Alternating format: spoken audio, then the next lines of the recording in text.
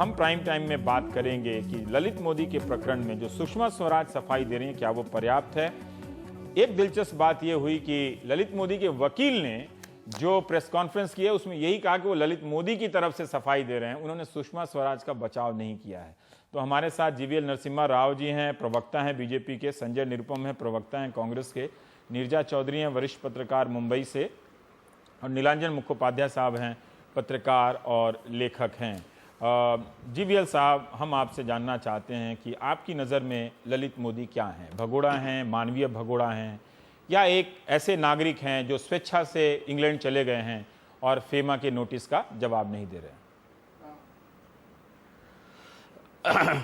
मेरे नॉलेज में ललित मोदी ऐसे व्यक्ति हैं जिसके खिलाफ कुछ कानूनी मामले पेंडिंग थे, बट लेकिन वो एक यूपीए के अंदरूनी राजनीति के और यूपीए के नेता सोनिया गांधी जी के भी शिकार रहे हैं, क्योंकि उनके खुलासे के आधार पर एक मंत्री को अपनी पद छोड़ना पड़ा। और शशि थरूर वो किस प्रकार की सस्पिशियस सर्कमस्टेंसेस में बाद में उनकी हत्या हो जाता है, ये मामला जो पीछे है, आपको ये भी पता होगा कि ललित मोदी के खिलाफ जिस कमेटी ने, नहीं है ललित मोदी के खिलाफ जिस कमेटी ने, बीसीसीआई की कमेटी ने अनुशासनात्मक कार्रवाई की संस्तुति की थी, उसके दो लोग थे जांच कमेटी के, अरुण जेटली और ज्योतिरादित्य सिंधिया। क्या अरुण जेटली भी सोनिया गांधी के कहने पर ललित मोदी को फिक्स कर रहे थे?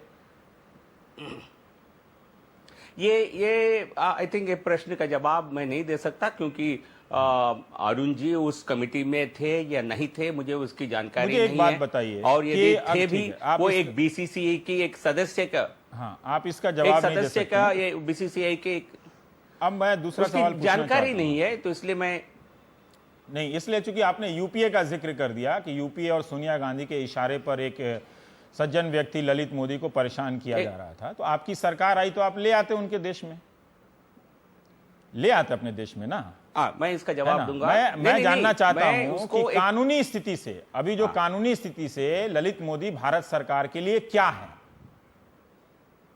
एक मुझे जवाब देने दीजिए, उसके बाद आप काउंटर प्रश्न पूछना चाहे तो कर सकते हैं। ललित मोदी से भारतीय जनता पार्टी का कि कुछ भी लेना देना नहीं है। उसके खिलाफ कोर्ट में, अदालत में या ईडी में कुछ केसेस चल रहे थे। हमारी सरकार का, क्योंकि हम चाहते तो उनके खिलाफ डाइल्यूट कर सकते थे, इस प्रकार की कार्रवाई हमने नहीं की, क्योंकि हमारे लिए ललित मोदी का कोई पर्सनल स्तर पर हमारा कोई उनके साथ कोई संबंध नहीं है, बट लेकिन वो एक बैकग्राउंड रही है। उसी 7 मई को डीएनए अखबार में, मैं पढ़ के सुना देता हूं, डीएनए अखबार में, एक सेकंड, आपने जो कहा है, उसी 7 मई को डीएनए अखबार में जब डेरेक अब्राहम ने उनसे सवाल पूछा कि अरुण जेटली की कमेटी ने आपको सस्पेंड किया है, ये सुन रहे हैं, चर्चा है कि अरुण जेटली को महत्वपूर्ण पद मिल सकता है, तो ललित मोदी कहते हैं कि इंडिविजुअल से कोई फर्क नहीं पड़ता, ये सरकार की नीति का सवाल है। तो वो पूछ रहे हैं कि क्या आप बीजेपी से अपने अच्छे संबंधों का इस्तेमाल करेंगे भारत आने के लिए? तो ललित मोदी कहते हैं कि मेरा बीजेपी में कई लोगों से अच्छा संबंध है, मैं किसी का नाम नहीं लेना चाहता। तो प्लीज ये ना कहें। अगर आप ये कहें कि उनके बीजेपी के नेताओं से भी अच्छे संबंध हैं, कांग्रेस के नेताओं से भी अच्छे संबंध है, तो जो पत्रकार बीसीसीआई को कवर करते हैं वो कम से कम ये समझेंगे कि जीवीएल साहब इस मामले में झूठ नहीं बोल रहे हैं, उनके दोनों से संबंध है, दोनों से संबंध है। नहीं, ऐसा देखा जाए तो आप सभी का संबंध हमारे साथ है। नहीं, उनका संबंध है, कांग्रेस पार्टी के साथ भी है। मुझे एक बात बताइए, वही इसी देखिए, यदि वो कोई सामान्य संबंध नहीं है, वो कोई सामान्य संबंध नहीं है उनका, हमारा आपका जरूर संबंध है। और कौन सा संबंध है?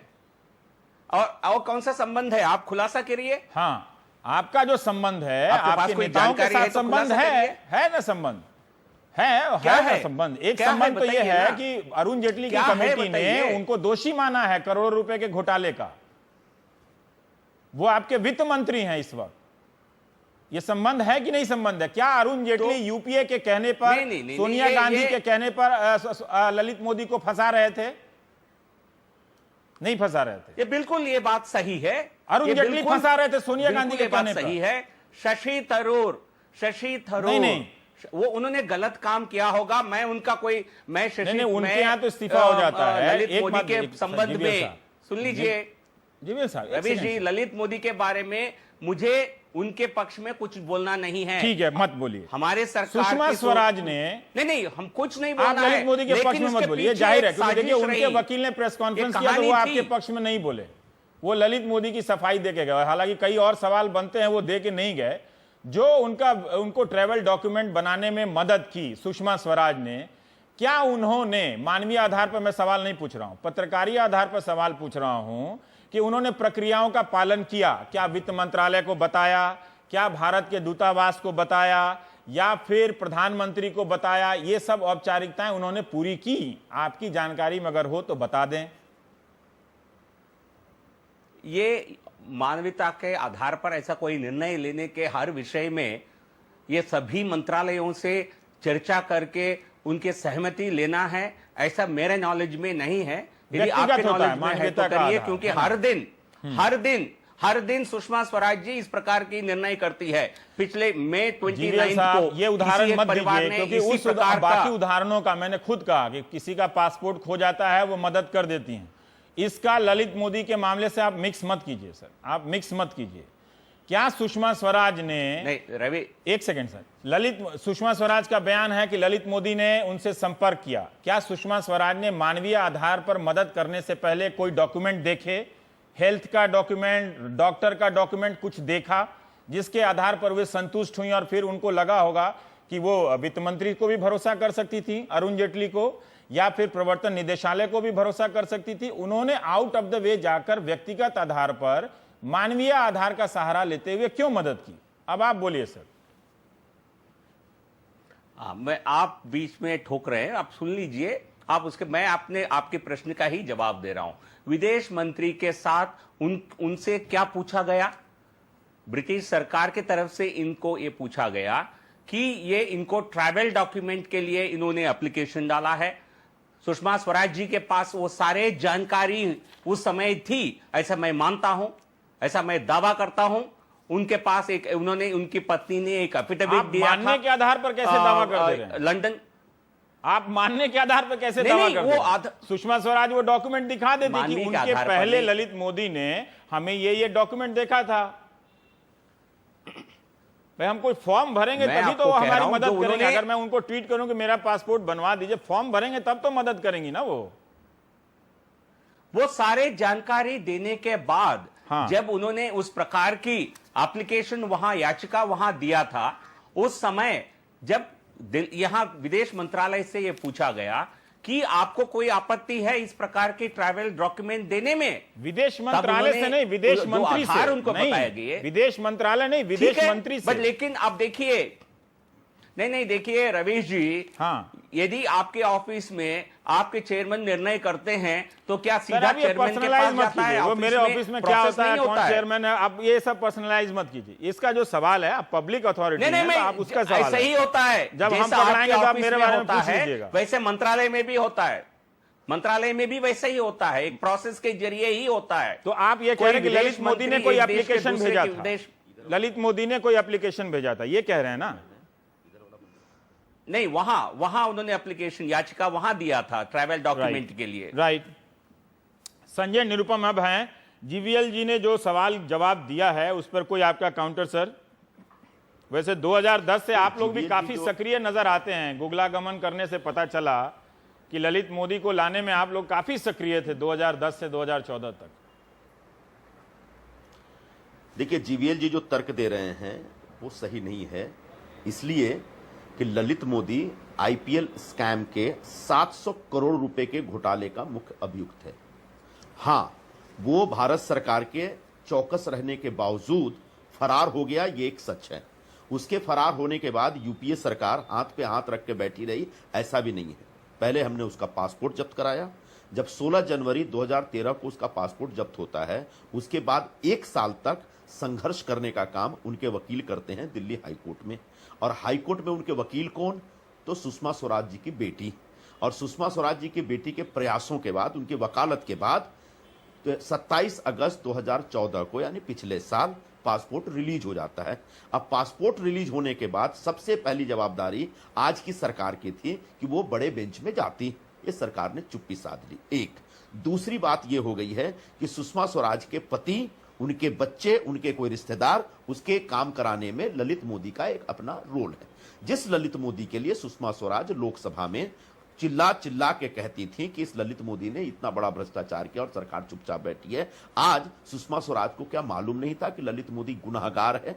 आज उनके वकील सवाल उठाते हैं कि वो भगोड़ा नहीं है, ब्लू कॉर्नर नोटिस लगा हुआ है। एक ऐसा व्यक्ति जो ईडी का आरोपी है, जो मनी लॉन्ड्रिंग का केस झेल रहा है, हवाला का केस झेल रहा है, जो बेटिंग का आरोपी है, और ऐसे व्यक्ति के बारे में सम्मान पूर्वक जीवीएल साहब बात कर रहे हैं। मुझे बहुत अफसोस लग रहा है और बहुत तकलीफ हो रही है। रह गई बात सुषमा स्वराज की, तो सरासर सुषमा स्वराज और ललित मोदी और भारतीय जनता पार्टी के तमाम नेताओं के बीच एक अभिन्न संबंध रहा है, चाहे वसुंधरा राजे सिंधिया हो, मोदी जी हो, या फिर अमित शाह जी हो। और आप अपना भी कहिए ना संजय जी, जब आप बीजेपी का कह रहे हैं तो आप अपना भी कहिए ना कि ज्योतिरादित्य सिंधिया हो, राजीव देखिए ज्योतिरादित्य सिंधिया और नहीं, देखिए एक मिनट, अगर जो संबंध की बात है और दोनों का कहिए, तभी तो दर्शक को लगेगा कि आप सही पॉइंट कर रहे हैं। जी मैं बता रहा हूं, आपकी बात पे आ रहा हूं। ज्योतिरादित्य सिंधिया और अरुण जेटली और राजीव शुक्ला का नाम मैं नहीं ले रहा हूं, क्योंकि ये बेसिकली क्रिकेट की पॉलिटिक्स से जुड़े हुए लोग हैं। लेकिन अमित शाह, नरेंद्र मोदी, वसुंधरा राजे, ये बुनियादी तौर पर एक पॉलिटिकल लोग हैं और बहुत ज्यादा क्रिकेट या बीसीसीआई की राजनीति का हिस्सा नहीं। मोदी जी और अमित शाह जी भी वो भी आराम से गुजरात अभी आए होंगे। मैं बीसीसी, एक मुझे मेरी बात हो जाने दीजिए। नहीं, उस समय की बात कर रहा हूं मैं। मेरी बात हो जाने दीजिए। मेरा मुद्दा सिर्फ इतना है कि सुषमा स्वराज ने जानते हुए, सब कुछ जानकारी रखते हुए भी ललित मोदी की मदद की है, अपने आप में गुनाह है। और आईपीसी की धारा 107, 172, 173, 174 के तहत सुषमा स्वराज ने एक अपराधी को मदद की, अपने आप में गुनाह है। उनके खिलाफ एक गुनाह, एक संज्ञेय अपराध का जुर्म दर्ज होना चाहिए, और यह काम नरेंद्र मोदी जी को करना पड़ेगा। अगर नरेंद्र मोदी नहीं करते हैं तो वो स्वयं इस अपराध में शामिल है, इस अपराध को क्षमा कर रहे हैं। कहीं ना कहीं जो काला धन का आडंबर लेकर के पूरे देश के सामने आए थे, ऐसे वो ठीक है, वो आरोपी हैं। पर नीलांजन तो मैं ये जानना चाहता हूं, एक एंगल है, कानून का एंगल है, जो ललित मोदी के वकील बचाव कर रहे हैं कि अभी कोई सजा याफ्ता नहीं हुए हैं या भगोड़ा नहीं है। लेकिन एक दूसरा एंगल है विदेश मंत्री की भूमिका का। ठीक है, मैं इसमें बहुत दिलचस्पी नहीं रखता हूं कि अंदरूनी राजनीति की उपज है या वो सुषमा स्वराज व्यक्तिगत रूप से बहुत अच्छी हैं और मंत्री के तौर पर बहुत अच्छी हैं। मैं सिर्फ इस केस तक सीमित रहना चाहता हूं और इसी केस के संदर्भ में उनसे बात करना चाहता हूं। मैं उन पे कोई टिप्पणी नहीं करना चाहता। मैं ये जानना चाहता हूं सुषमा स्वराज ने सही किया या गलत किया? आपसे नहीं, गलत किया, क्योंकि देखिए सबसे पहले तो अगर आप मंत्री हैं किसी भी सरकार में तो आप सिर्फ अपने डिपार्टमेंट का काम नहीं देखते, आप और चीज़ों के बारे में भी इक्वली रिस्पॉन्सिबल हैं। तो जब इतने बड़े केस को लेकर ललित मोदी को, ऐसा नहीं कि छोटी सी चीज़ है, ललित मोदी को लेकर जो विवाद रहा है वो 2010 से लेकर बहुत बड़े तौर पर आता रहता है। और ये भी नहीं, और ये भी देख के लगता है कि हाँ बहुत, और ये भी नहीं कि सुषमा स्वराज जी की ललित मोदी के साथ कोई जान पहचान नहीं थी। उनकी बेटी उनके साथ उनके वकीलों की टीम में थी, उनके हस्बैंड उनके वकीलों की टीम में रहे, तो एक अच्छी जान पहचान थी। किस लेवल तक थी उसके बारे में हमें नहीं पता है। लेकिन जब एक रिक्वेस्ट आती है कि किसी मानवीय कारण की वजह से उनको पुर्तगाल जाना है, तो तब क्या ये ज़रूरत नहीं थी कि उनको ये इन्फॉर्मेशन एक बार कम से कम उस कंसर्न डिपार्टमेंट से शेयर कर लें, उसके मंत्री से शेयर कर लें कि हमको ये ऐसा करना चाहिए, नहीं करना चाहिए? क्या हम इस रिक्वेस्ट को एक डील कराने के लिए इस्तेमाल कर सकते हैं? हम आपको ट्रैवल डॉक्यूमेंट्स ईज करके, पुर्तगाल आपके बीवी का कैंसर का ट्रीटमेंट ऑपरेशन होने वाला है, आप चले जाइए, लेकिन उसके बाद आप हिंदुस्तान आइए और आपके खिलाफ जो इंक्वायरी है उसको फेस करिए, उसको बिल्कुल जिस तरह से जो लीगल प्रोसेस है उसको आप एक्सेप्ट करिए। आप वहाँ विलायत में, लंदन में क्यों बैठे हुए? तो आपने वो अपॉर्चुनिटी लूज कर दी। दूसरा जो मुझे लगता है जो कि थोड़ा व्यापक चीज़ है कि इससे ये सरकार के बारे में क्या दिखाता है। देखिए, इस कैंपेन को अगर आप देखें पूरी तौर से, तो मोदी जी ने एक मेजर कैंपेन था कि ना खाऊंगा ना खाने दूंगा। हाँ, ये खाना जो था ना, बिकने दूंगा, ये खाना जो था ना, ये कोई सिर्फ करप्शन नहीं था, लेकिन मोदी जी जैसे बोलते हैं, ये एक मेटाफर था, बहुत बड़ी पॉलिटिकल मेटाफर थी कि मैं ना कुछ गलत होने दूंगा और ना खुद कुछ गलत करूंगा। तो इस पूरे के पूरे उसमें ऐसा लगता है कि उनकी जो सरकार है कि एक तरह से उसी तरह की जो सिस्टम जो दिल्ली में जो बनी आ रही थी उसको वो आउटसाइडर अपने आप को क्लेम करते थे। आउटसाइडर नहीं है अब प्रधानमंत्री, लेकिन पूरी तरह से सिस्टम ने उनको कोऑप्ट कर लिया है। अगर प्रधानमंत्री जी इस समय कोई एक्शन नहीं लेते हैं और अपने आप को रिडीम नहीं करते हैं तो वो अपना जो वादा किया था उन्होंने ना, वो वादा ऐसा लगेगा कि वो झूठा वादा था। सीरियसली मुझे लगता है कि प्रधानमंत्री को अगर अपनी छवि को रेजरेक्ट करना है तो उनको इस केस में एक्शन लेना पड़ेगा। लेना पड़ेगा। हाँ, दो और एक्शन क्या हो सकता है? सुषमा स्वराज का मंत्रालय बदल जाए या इस्तीफा? मेरे ख्याल से कम सुषमा स्वराज को बोलना चाहिए कि आप इस्तीफा दीजिए। दो ऐसे केसेस और हुए। एक बार ये जो पूरे जो गिरिराज सिंह और जो साध्वी निरंजन देव ज्योति, इन लोगों ने इस तरह के बयान दिए थे। इस तरह के जो बातें होती हैं, ये कोई सरकार के अंदर से जो गलत आवाजें आती है तो इसको आपने फिर एक्सेप्ट किया, ये दूसरी बार आप एक्सेप्ट कर रहे हैं, तो उसका मतलब क्या हो रहा है? मजबूत नेतृत्व कहां गया? कि आपने जो कहा था कि मैं एक अलग तरह की सरकार आके दिल्ली में दूंगा, उस तरह की सरकार नहीं दूंगा कि जिस तरह की होती रही है, लेकिन ये तो वैसा ही चल रहा है।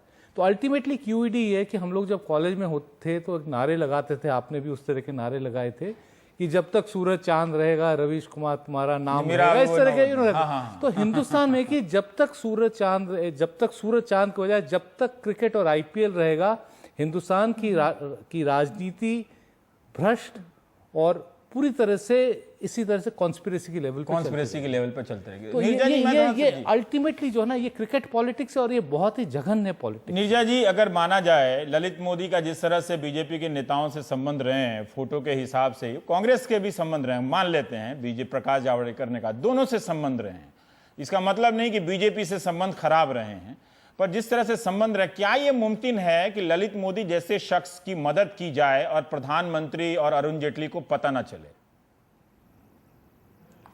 परिंदा भी पर नहीं मारता, ये कहा जाता है कि मोदी जी एक एक डिटेल जानते हैं सरकार के बारे में। क्या यह मुमकिन है कि ललित मोदी जैसे व्यक्ति का ट्रेवल डॉक्यूमेंट बनवा दिया गया हो और इन दोनों को पता ना चला हो? तो यहाँ तक कहा जाता था कि मंत्री क्या कपड़े पहने वो भी, हाँ, ये भी एक खबर आई थी, किस कपड़े में एयरपोर्ट जा रहे हैं और वो बदल के गए दूसरे कपड़े। तो ये इतनी बड़ी बात नहीं पता होगी जी। देखिए, आज जो सवाल जिस पे चर्चा हो रही है वो यही है, क्या नरेंद्र मोदी को इसका पता था और क्या अरुण जेटली को इसका पता था? दोनों बिल्कुल ही चुप हैं। और अरुण जेटली को क्योंकि इन्फोर्समेंट डायरेक्टरेट उनके नीचे आता है और ईडी का लुकआउट नोटिस था ललित मोदी के लिए कि वो उनकी इन्वेस्टिगेशन करना चाहते थे, इंटेरोगेशन करना चाहते थे, और जो नहीं कर पाए ये 700 करोड़ के घोटाले में। तो अब मैं मानती हूँ रवीश एक चीज कि हो सकता है प्रधानमंत्री को शायद ना पता हो, क्योंकि अगर प्रधानमंत्री को पता होता तो रिस्पांस अलग होता। क्योंकि क्या हुआ है, वो अगर उनको पता होता तो शायद वो सुषमा स्वराज का इस्तीफा तुरंत लेते और एक हाई मॉरल ग्राउंड लेते। अगर हम ये थियरी पे चल रहे हैं कि नरेंद्र मोदी और अरुण जेटली अब लोगों को काट छांटना चाह रहे हैं, जिनके साथ उनकी बनती नहीं, जिन्होंने उनको समर्थन नहीं किया था शुरुआत में, अगर इस थियरी पे हम चल रहे हैं, लेकिन नरेंद्र मोदी के रिस्पांस से लगता है कि थोड़ा कंफ्यूजन, खलबली, प्रेस कॉन्फ्रेंस बीजेपी की स्थगित हो गई, क्या रिस्पांस देंगे। और आज उनकी अपनी सरकार, सिर्फ सुषमा स्वराज का नहीं है, उनकी अपनी सरकार शक के घेरे में आ गई है और पूरा नरेंद्र मोदी के ऊपर धावा जो बोला जा रहा है, सिर्फ सुषमा स्वराज के ऊपर नहीं। और जैसे जैसे प्रेशर बढ़ेगा अब, उतना ही मुश्किल होगा नरेंद्र मोदी को पॉलिटिकली डंप करना सुषमा स्वराज को। आपको याद होगा कि आदर्श घोटाला जब पहले हुआ था यूपीए 2 के दौरान, और सरकार ने निर्णय किया था कि अशोक चव्हाण उस समय जो मुख्यमंत्री थे महाराष्ट्र के, उनको हम जाने देंगे क्योंकि उनके खिलाफ चार्ज लगे थे।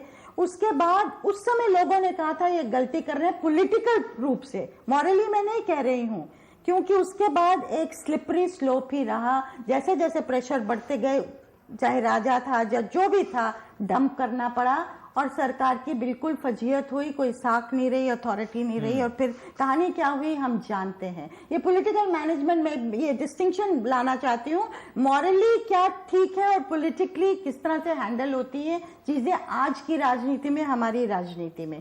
तो अगर मैं आपके सवाल का जवाब मतलब सोच रही थी, अगर नरेंद्र मोदी को पता होता कि ये होने जा रहा है या उनको खबर होती तो शायद हैंडलिंग अलग रहती।